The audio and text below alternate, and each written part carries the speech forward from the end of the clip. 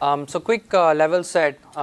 We saw so far about obviously the vision, but also the span FS, and then Gaurav covered some of the elements of how we can support multi-protocol access, right?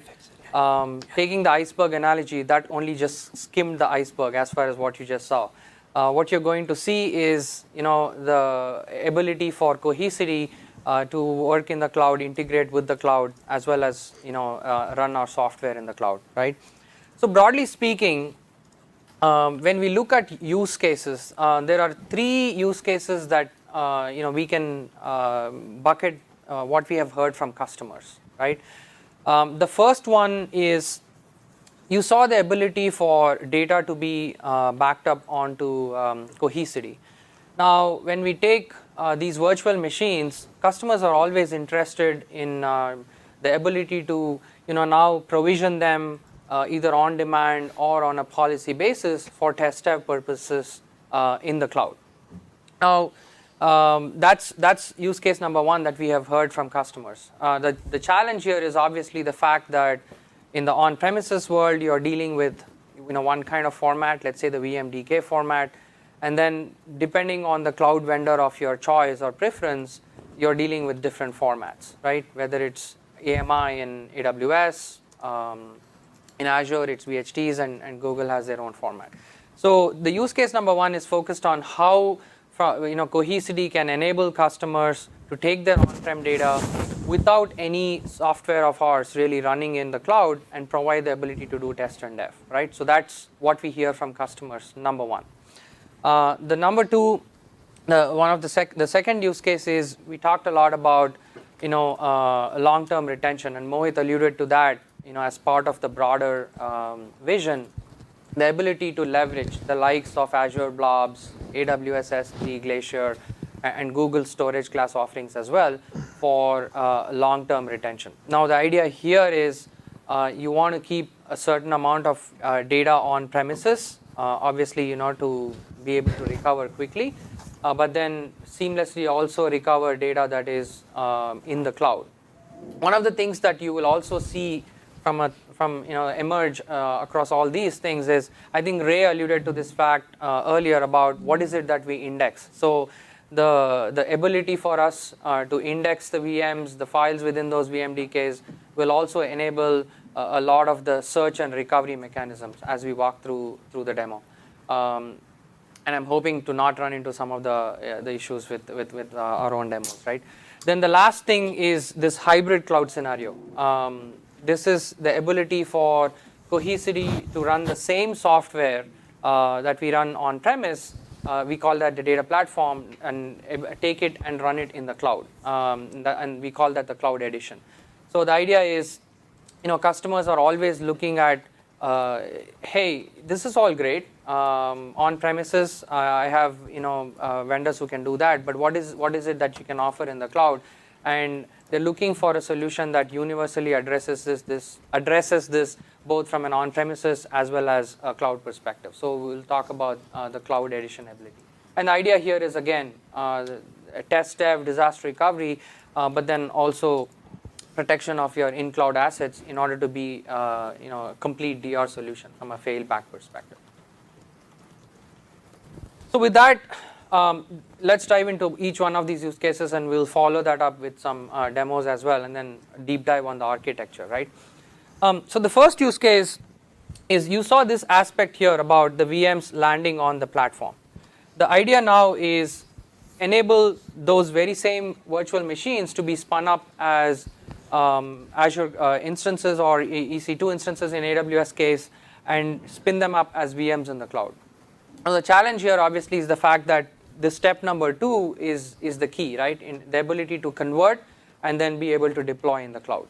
So that is what we really enable customers from a sort of like take your on-premise infrastructure and then now run it in the cloud perspective. For the purpose of this demo, I'm going to show an approach which is on demand, so that we can actually walk through the process of what is the information that we gather and enable this conversion and deployment. This can also be set as a policy. For instance, we have heard from customers that I want to back it up, say, let's say every day, and then keep, say, 3 to 4 copies of, or the last 3 to 4 copies of my data in the cloud that I can then quickly spin up as needed, right? So that can be all set up as through the policy controls that we have in our platform. And you convert the virtual machine data to whatever format runs on the cloud? Sorry, I missed the first part. So do you convert the virtual machine automatically from the local VMware environment to what could run in the cloud? Yeah, so there are 2 parts to that conversion, right? So basically what happens is you obviously have the OS, whether it's Windows, Linux, that piece, and then you have the associated data, right? So the conversion depends on which cloud vendor you're looking at, because there are certain tools that the cloud vendors provide that we leverage. In the case of, let's say, Azure, we can actually do the conversion ourselves because the VDK to VHD conversion is a lot more seamless. There's mostly a header footer kind of difference, right? So the idea is then we have obviously indexed the data, again back to the indexing and the power of it, right? Because we have indexed it, we know it's either a Windows or a Linux, and then we also identify what is it that is the boot disk in this case, right? Yes, but thinking about AWS, there's a kind of metrics to guarantee that the source machine could be launched in the cloud with this method. This is true? Yes. So because not all the workload could be migrated in this form. Starting from, for example, a VM that is not running OS compatible with AMI or whatever in AWS. Yeah, so that's kind of where I was getting at, which is in the Azure case, we take care of the conversion. In the AWS case, there are tools. They actually call the import-export capability. So we leverage that, which takes care of the underlying OS conversion itself into the AMI. And then because we know what the other data disks are, we can go ahead and attach it to those very same instances. Okay. Right. So ultimately, what net what happens is these VMs now have a life of their own in the cloud, and you have successfully taken them from an on-prem to the cloud format. Right. So this is use case number 1. And in that case, you've mounted the data for the VMs on your Cohesity cloud platform. Is that? Not yet. So in this scenario, you can see that all I have shown in this picture is the VMs running in the cloud. So, but where's the data for the VMs? Yeah, so the data actually gets copied to, let's say, the AWS case to an S3 bucket on a temporary S3 bucket that gets registered, and then after the conversion is done, then those temp images are deleted, and then the VM is now spun up as an EC2 instance, with attached EBS volumes. And so the similar equivalent would happen in the Azure case as well. We would spin up Azure Compute and attach the standard disks as Azure calls it. So that's and you convert the data from an S3 object to an EBS data structure of some type. Yeah. So like AWS itself provides import snapshot, which is different from import instance. So that can take care of raw disk and then convert it to a EBS snapshot. Okay. So yeah, then we can, once the snapshot is created, we can just attach the volume. The second use case is I want to split it up into 2 parts, right? One is the retention and the ability to send data to the cloud in an optimized way, and then the recovery aspect. So in this scenario, what's happening is on this picture, you again have the data that is landing on the on-premises. You set a retention policy. Again, and then based on the policy, the data will also get moved to just the cloud storage in this case. So what we are actually using is the likes of AWS S3 Glacier, Azure Blobs, GCS, regional, multi-regional, nearline, coldline, right? Those are the storage classes that really come into play from a long-term retention standpoint.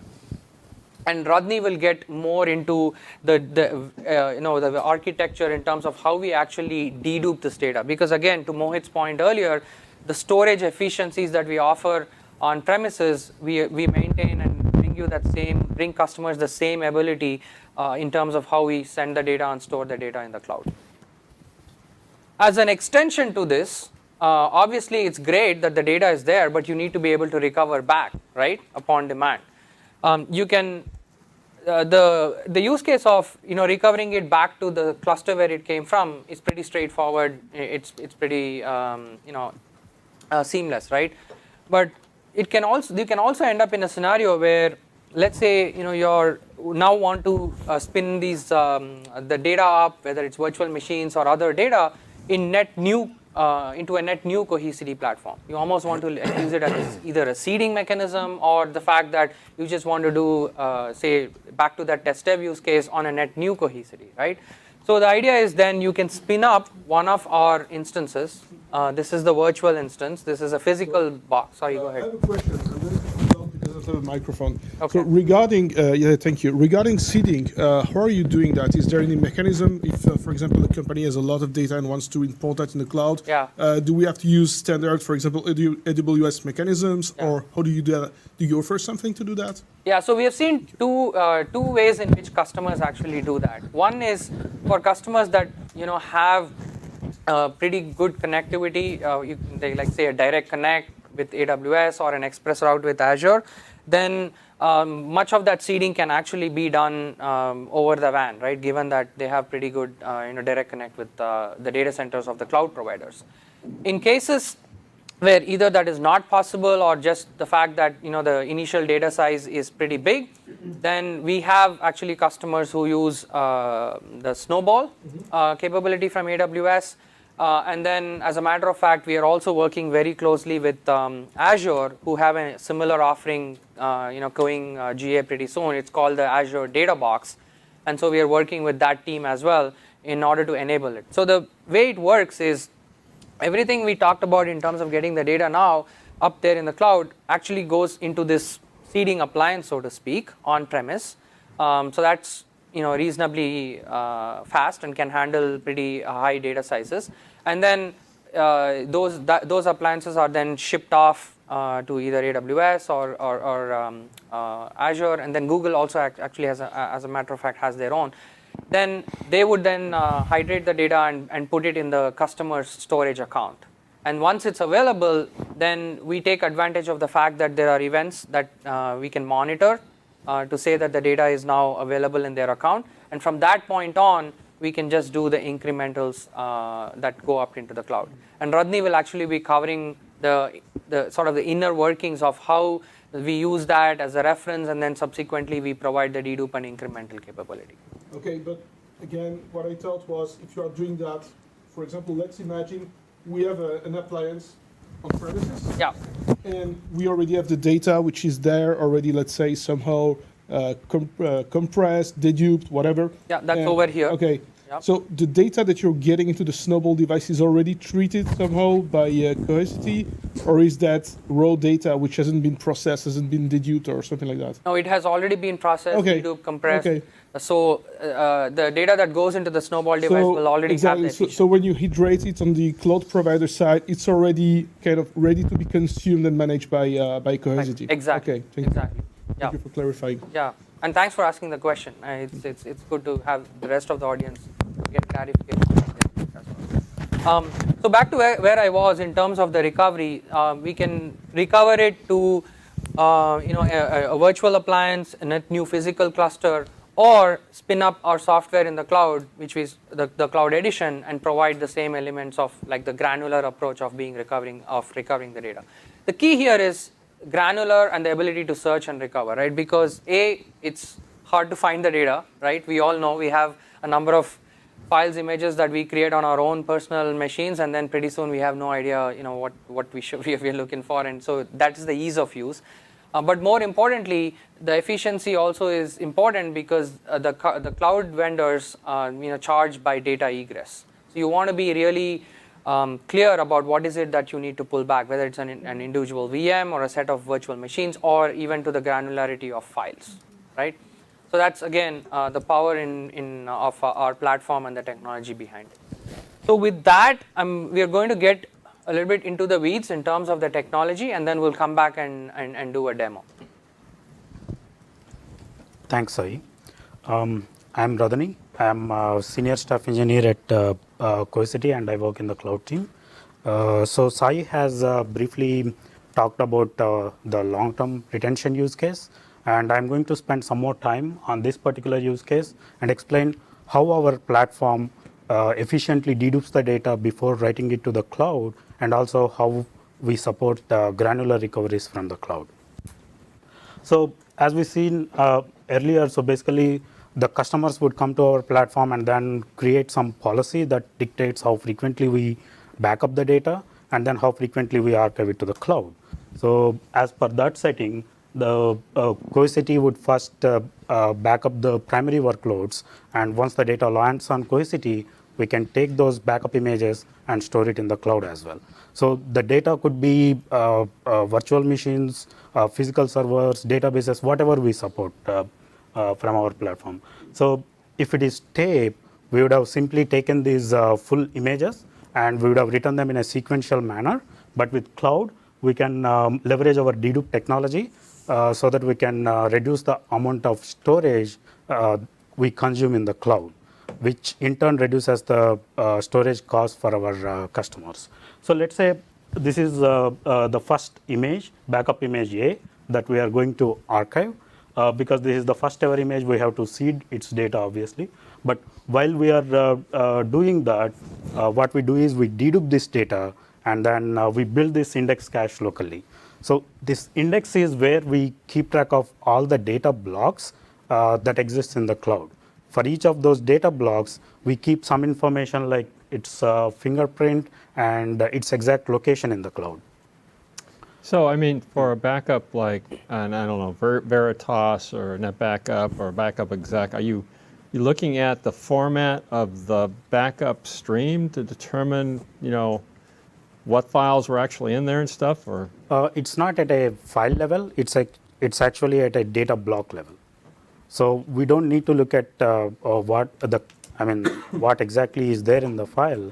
But once the data, for example, if it is a VMDK file, it's just bits for us, right? So in that VMDK file, we carve out these dedupe blocks, and then for each of those blocks, we. Yeah, I guess I understand that you're going to have the block itself hashed and then deduped Yes. across multiple versions and stuff like Yes. that. Okay. Yeah. So this index is basically, we use this index to dedupe the data while archiving this particular image as well as other images that we are going to archive to the cloud. So once we determine like which blocks are new, which doesn't exist, then we are going to transfer that data to the cloud. And this particular, because it is a first image, we are going to call it as our reference archive because the reason is typically the images that we are going to archive subsequently will use most of the data blocks that are sent by this particular archive. So after we archive all the data for this particular image, what we do is we take this index and we store that also in the cloud. So the idea here is basically even if this cluster which has seeded this data becomes unavailable because of disaster or some other reason, now all we have to do is we can simply go through this index and then build the exact same state on any new Cohesity cluster. It could be like virtual edition, cloud edition, or some other physical Cohesity appliance. So once we rebuild this data, then we can basically allow the same level of access from that cluster as well. But you can only restore that back to another Cohesity. Yeah, only to other Cohesity. It could simply be a single node virtual edition. It could be a temporary virtual edition. That So is the bucket associated with a Cohesity data platform? Mm-hmm. Is that how it would work? I mean, can I span this multiple? I guess the question is, can I have multiple Cohesity data platforms being sent to the same S3 bucket or something like that? Yeah, that's possible. You can register the same bucket with multiple Cohesity boxes, but then each Cohesity would maintain its own prefix or directory so that we know like what objects are written by that particular cluster. We have unique IDs, universally unique IDs that are generated across this, and then we use those. So just to elaborate on what Radhani said, what we have seen with the way customers do it is they typically have, if we take, now since we have talked about AWS and Azure for a lot, I'll take the example of GCS, right, just to give you the picture there as well. So in the GCS case, what we have seen with customers is they would have one account, let's say for the entire company, and under that they would have different projects, right? And when we and each one, might be each of the Cohesity solutions that they have. Let's assume they have 5 sites. And in fact, this is actually a real customer we have. I'm without naming names. I'm kind of laying out the scenario for you. Is they have number of sites, all of them talking to the same GCS account with different projects, and each of these Cohesities is then sending the data to that one account under the various project sort of IDs that they have, right? So that's the typical configuration that we see with most customers. Hopefully that gives you the color that you were looking for. So I mean, the data portion and the index portion are separate objects? Yeah, they are separate objects. Go ahead. All right. Okay. So let's see how other images are processed here. So let's say now A is already transferred, and now we want to archive images B through K. The data that is different is depicted in different colors here. So when we are archiving these images, we use the index that we have built in the previous step, and then we determine which blocks are new, which doesn't exist in the cloud, and then we transfer only those to the cloud. So this way, we significantly reduce the amount of storage that is consumed in the cloud, and this will basically reduce the storage long-term retention costs for our customers.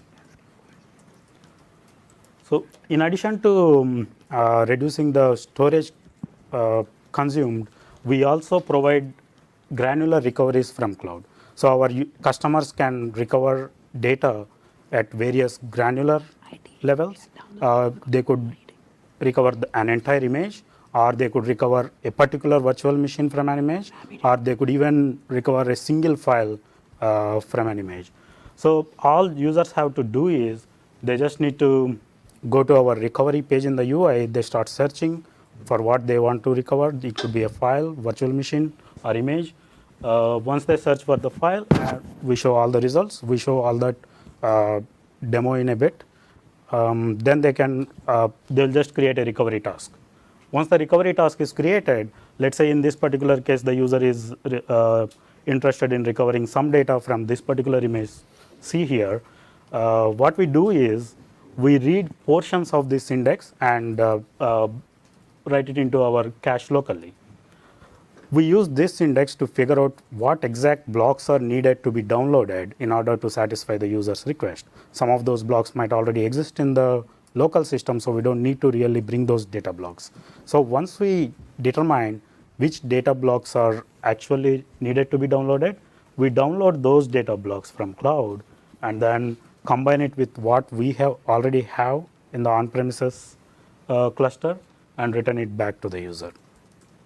So this will reduce because we are downloading only the data blocks that don't exist and are also required to satisfy the user request. We reduce the amount of data egress from cloud, and it will reduce the egress cost.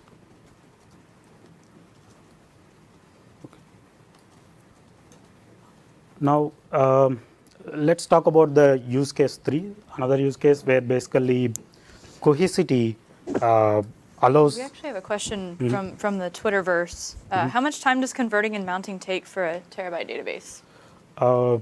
So if it is Azure, it just depends on the bandwidth, network bandwidth, because the conversion is pretty quick. Whereas in case of AWS, we depend on its import-export tool, and the import in our experience, depending on the size, it could take anywhere between 1 to 2 hours. And in addition to that, the transfer speeds. So I guess the gist of it is obviously it depends is always the right answer, but it depends on the size of the VM, it depends on the network, and obviously like you mentioned in the case of AWS, there are some other elements because we are relying on their tool as well. So hopefully that's the color you were looking for.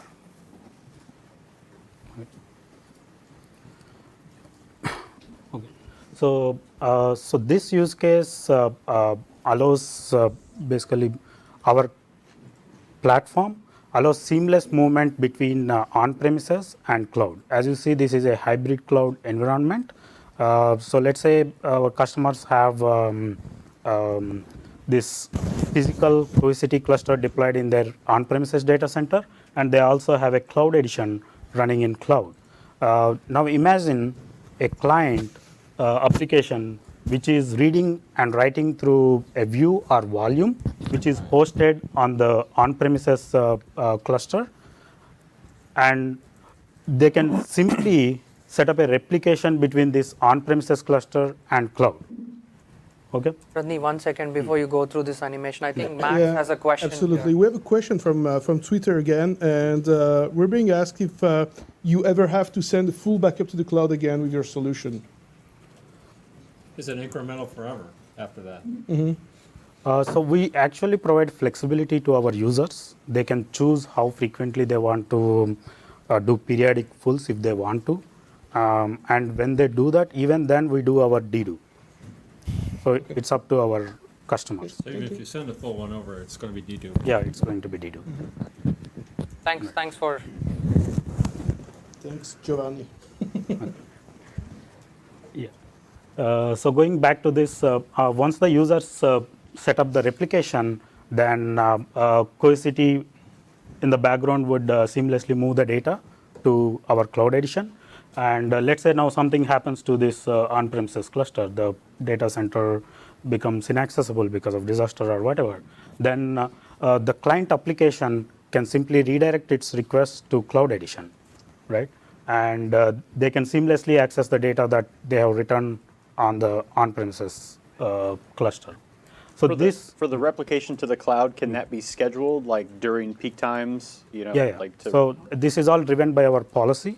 In the policy, they can choose like when to do this replication. They can define blackout windows if they don't want to replicate on certain durations. Can you throttle the bandwidth? Yeah, they can throttle the bandwidth.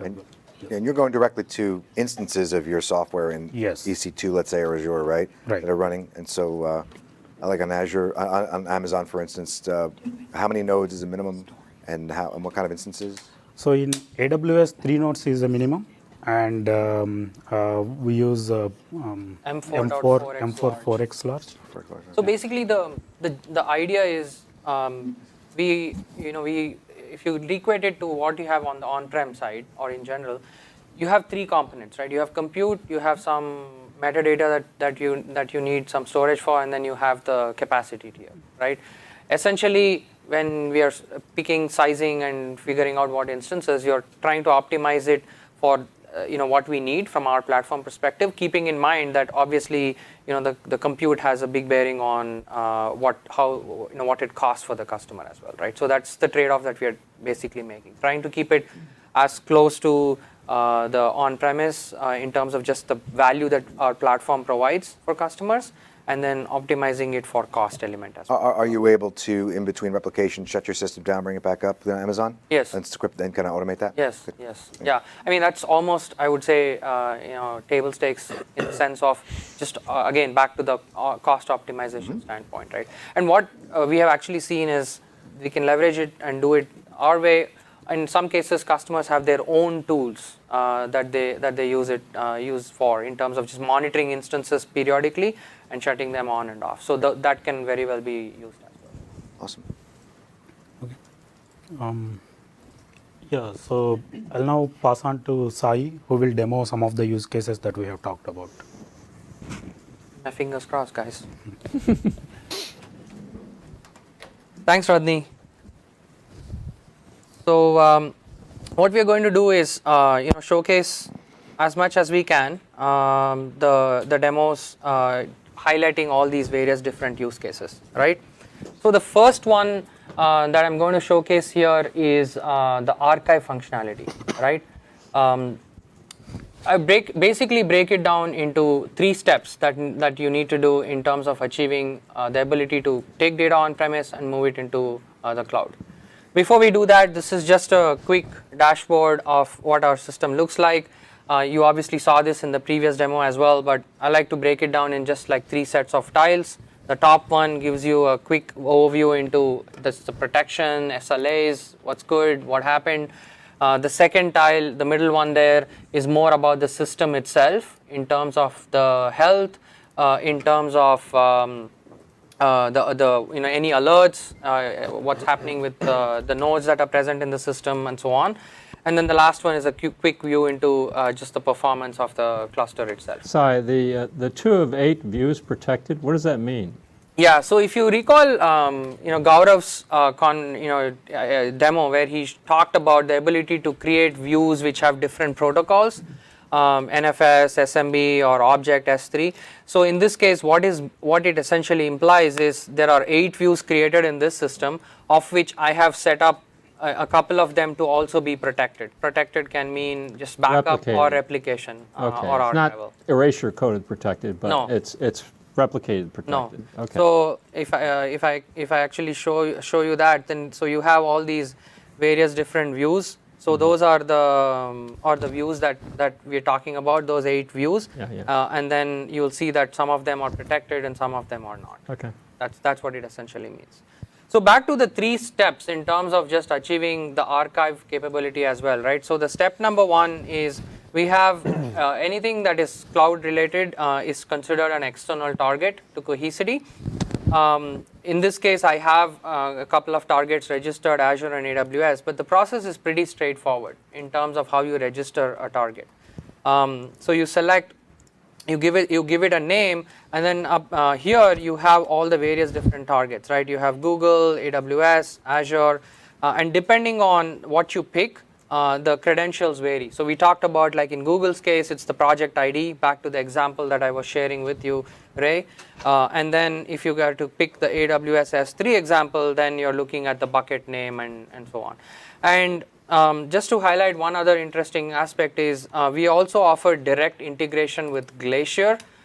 This is, I think, one of very few vendors who offer direct Glacier Vault integration as well. So that is step number 1 in terms of just creating your external target, right? The second step is the policy. So I'm going to actually create one here. So let's give it a name. Storage field day is cool, right? You guys agree with that, I assume? Yeah, right? it's all right. Sure. Yeah. So then, so here you have a couple of options, right? There is the backup section in terms of how often do you want it backed up. Let's say for the purpose of this, we're backing it up every day, retaining it on premise for, let's say, 10 days, right? And then there are a few other options on the backup side. One I can, for instance, highlight back to Joshua's question on blackout windows. You talked about it from the perspective of replication. Mm-hmm. It can apply very well on the backup side as well, right? So you could add a blackout window here that says, I do not want it backed up, let's say, between 8 a.m. and 6 p.m. This would tie in nicely with the use case we heard earlier, wherein backups only happen in the night. And then during the day, it's the Cohesity object store in that example that was being leveraged for storing data, mm-hmm. right? So this is how you would enforce a policy like that. And then you have the archival, which is where we would now see the targets that were registered show up here, right? We have Azure, we had AWS. I'm going to pick one of them here. And then select the frequency. Typically, we see this frequency to be a lot lower than how often you do backups. So let's say once a month, and then retain it in the cloud for a little bit longer period of time, right? And then I just create this policy. So there it is, right? The SFD is cool policy. The last step is the ability to now create a job that leverages this policy, right? So I'm going to go into jobs, create a job, I'm going to select a virtual kind of job wherein I'm looking at backing up some and archiving some virtual machines. So the first thing is select the policy that we just created. As you can see, backup, retain 10 days, and then archive to S3. Hit next, give it a name, sticking to the same theme. We create a job. And then viewbox is a construct where you can think of it as the physical cluster being logically separated depending on the data sets you have. For instance, you might have one which is heavily media, a lot of videos and images that typically do not dedupe very well, right? They'll compress but not essentially dedupe. So in this case, I have one that's media view box that I actually have turned off deduplication. And then another demo view box here that has deduplication on. Now, I think there was a question earlier, right? At what point do you specify sort of like the erasure coding and protection schemes? The view box level would be the answer, and then the same view box is where we are setting up all these other attributes as well. So then hit next. Here I've actually registered a vCenter ahead of time, so that shows up here, and you will see the power of how the ease and simplicity again, right? I'm now able to come in. It's pulling up all these various different hierarchies and data centers and clusters available from there, and I'm going to start searching. Right? I like to use the search functionality. So let's say I'm looking for this Windows 7 VM, right? I'm able to quickly, again, you saw how quickly it was to find that rather than having to traverse the hierarchy and things like that, right? So quickly find that, add it to the cart, right? And then basically just create a job. Now what's happening now is I have basically the backups running, as you can see, and once this is done, then the archive will also kick in this example, but you will actually you can have your frequency and do it as per your policy.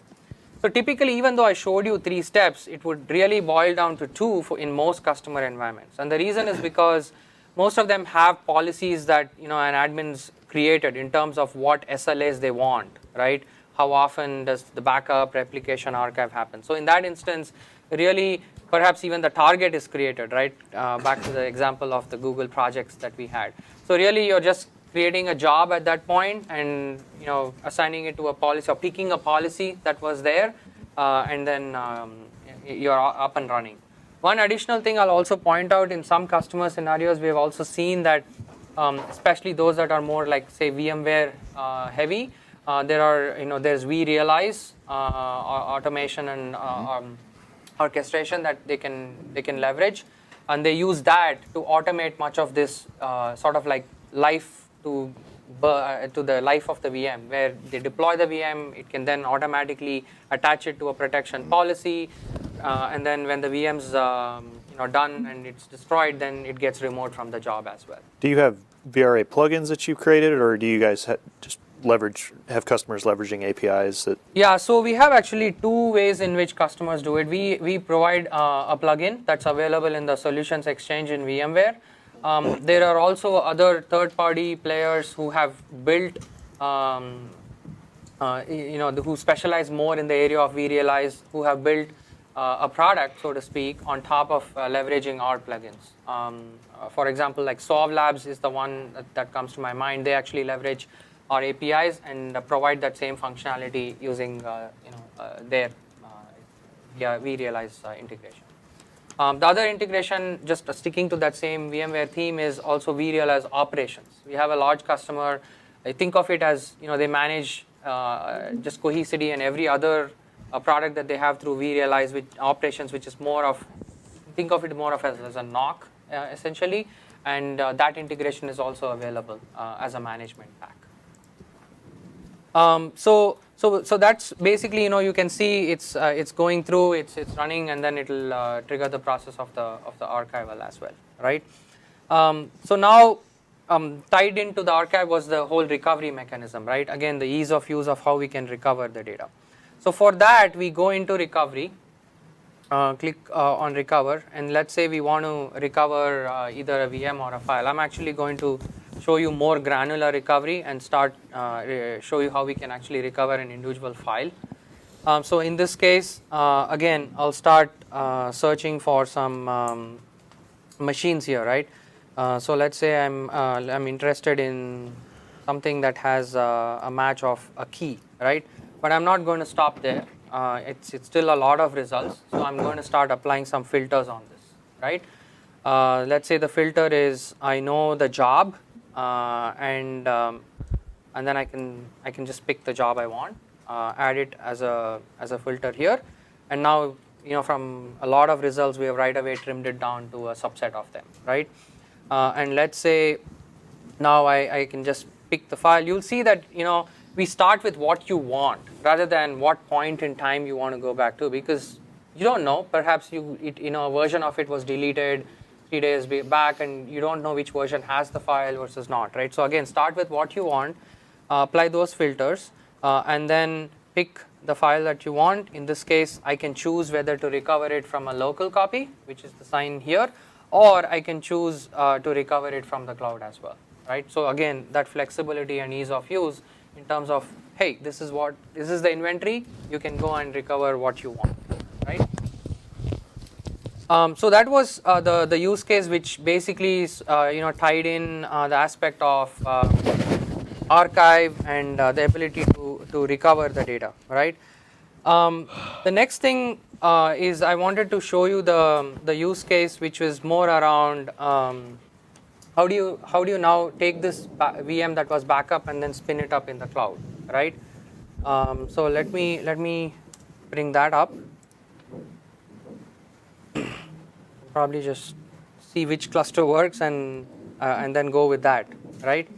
Again, I'm going to show you the sort of the more ad hoc approach of doing it, so we can walk through that workflow, but you can just easily attach it to a policy and achieve it that way as well, right? So the first thing that we would do in that case, really there are two steps involved, is we would go and look at a source. In this case, you need to register that cloud as a source, and it depends on which cloud you're going to leverage. If it's Azure, then we need the subscription details and the access key with that. If it's AWS, then you would input the resource name and the key associated with that, and the same thing for any other cloud. So I have registered an Azure source in this case.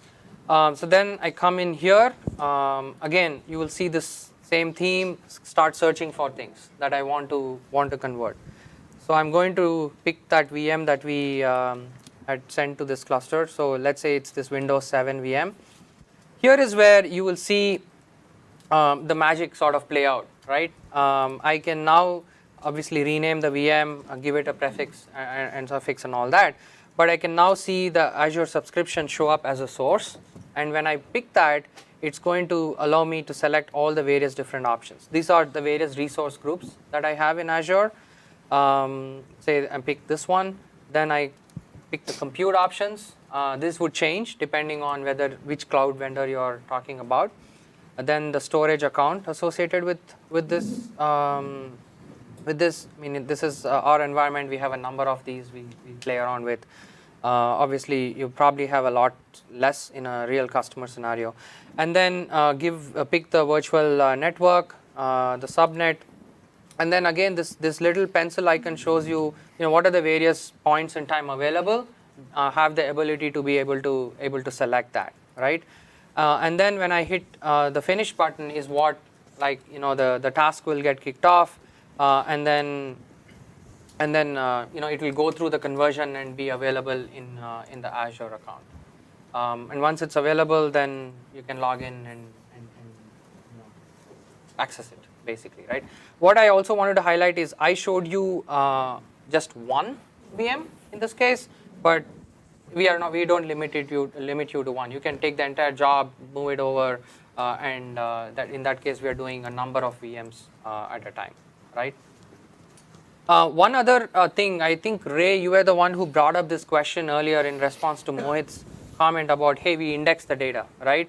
So you saw the ability of the indexing to show VMs, files, and how we were able to do that. This was not planned, but I want to also show you the analytics workbench that Mohit alluded to in terms of how can we leverage the same thing in order to do some analysis of data within files, right? So we have this workbench like he was referring to, and the workbench can be leveraged in one of two ways, right? You can either use some of the apps that we have already built for you, very simple ones such as compressing videos or finding a specific pattern in a particular file, or the platform basically provides the ability to create your own apps using I believe it's just JavaScript that you can just create your apps in, and then those are available for you, right? So for this purpose, I'm actually going to leverage this pattern finder, right? So find something like social security number or something. Exactly, right? That was what I was going would be to another try and attempt. I'm on the cluster that I should Password, use is this one, right? ID or So we'll do that live, Ray. How about that? And we'll see how that plays out, right? Yeah. So I actually have this pattern finder that was run some time back, but back to your question about social security. Interestingly, that was the pattern that we were looking for here. If you see. Looking at the format of the data, not I'm looking at the format of the data. In this case, what I'm saying is I'm looking for something that has, a 3-2 numbers and then a 4 number thing, right? So let's see how we can actually run this app. So let's say back to the view concept. I want to pick certain files in a view. I don't know which view box I want. So I have the drop down here that's convenient for me. Select that. I don't know any view information.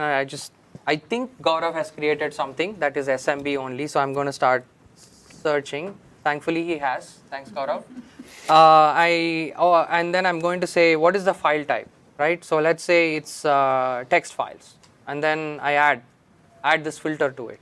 And now I just put this pattern in there, right? Give it a path where the results have to land. So let's say I say map reduce, and then results, SFD is cool, right?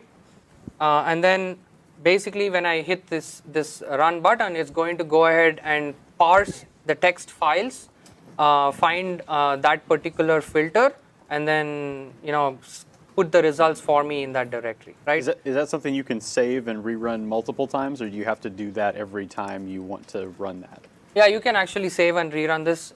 Since we had actually not planned for this, I'm just doing it ad hoc. So yeah, hopefully I'm just trying to be, just represent what is it that the platform can provide for you. Scan rather than a text we file. Had that in one of the apps. Yeah. So this search pattern, have you considered, instead of that just being something that someone specifies or types in, but having some standard search patterns like SSN or SIN or health card number, credit card number that can be managed separately and then applied to this, Right.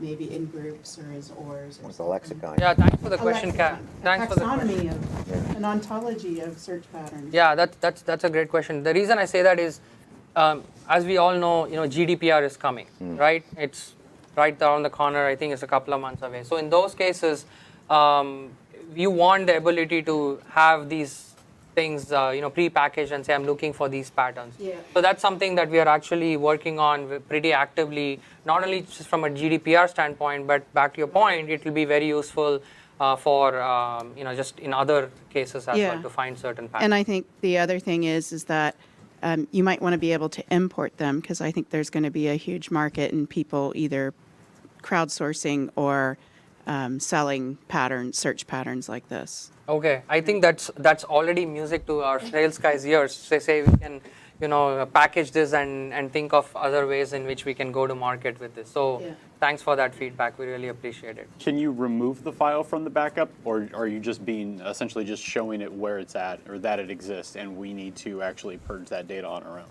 So right now, this app is the way it's built is to find all these files. But as part of some of the work that's going into meeting particularly GDPR, which will be relevant for other elements as well, we will provide that second level of capability. One thing that our platform already provides, if I can go back to that views, you will see that there are certain views here that have this lock icon next to it, because one of the use cases we have seen is customers are looking for worm capability, the ability to say, once the data is there, this data is not touched, write once, read many, right? So we actually engaged with Cohesity and have got our platform certified to be SEC 17A-4F compliant, which essentially says your worm, and that's what this lock capability is doing, to say, I've taken a particular view and then I've now put an expiration date on it to say up until that time, the data is really will not be modified on the platform.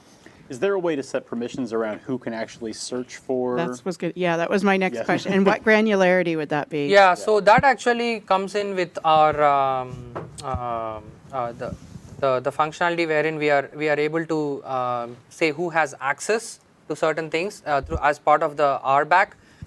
So I'm just going to try and see if we can provide that visibility into that as well. So I believe that's under admin in terms of access management. So you would go in here. In this case, I have just an admin, but there are roles that our platform comes predefined with. You have admin, operator, self-service, and the last one, the data security role, ties in with the worm functionality because you want separation of duties, right? Somebody is creating data, but somebody else is actually the enforcement officer in terms of when the data is no longer, say, in the legal hold, and it can be the worm can be released. So that's really the data security role. So you can use these pre-packaged roles, or you can actually create your own role, which essentially says I create my SFD school role that then provides Joshua. In this case, since you're all cool, we'll provide you all the access. But you can create your own role, right? You get. And so the Workbench function that you invoke, that pattern matching solution, is associated with a role, or I mean, how do these role RBAC supply support for the Workbench pattern matching, for instance? So in general, the way RBAC works is you provide access to certain functionality within the platform. To different groups. And is the Workbench a part of the platform functionality, or is it outside of it? It is very much part of the platform functionality. Okay. So the way we have seen customers do it is typically they have groups, AD groups already created. So they would sort of map those Active Directory groups into specific roles that they want certain users or set of users associate with the Cohesity platform. But if it's tied to functions, which is what I saw there, so I couldn't say something like someone in this rule can only see US sourced or data, like it's just based on they see menu drop downs or something, right? So the way it works is we have back to that concept of the view box and the views, right? We can actually you'd put a filter on it. Exactly, provide the ability to. We actually have the ability to say certain sets of users have only access to that. So that Okay. that you comes do it in through the very- views. Exactly. Okay, Exactly. got it.